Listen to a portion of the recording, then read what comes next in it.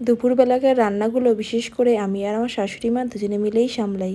তো বিশেষ করে শাশুড়ি মা যেহেতু এইসব রান্না খুব বেশি ভালো পারেন, তো ওনার কাছ থেকেই সব আমার শেখা।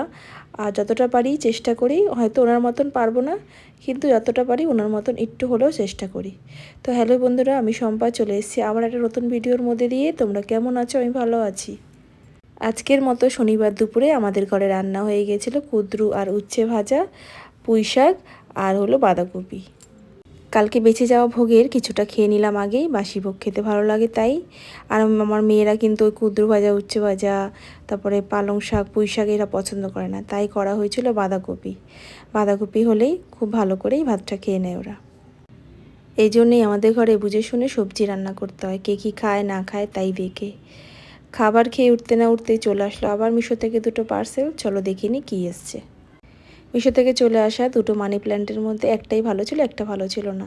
তো নেক্সট পার্সেলটি আবার পরে দেখাবো তোমাদের বন্ধুরা নেক্সট ভিডিওতে। তোমরা ভালো থেকো, সুস্থ থেকো, দেখা হবে আবার একটি পরে।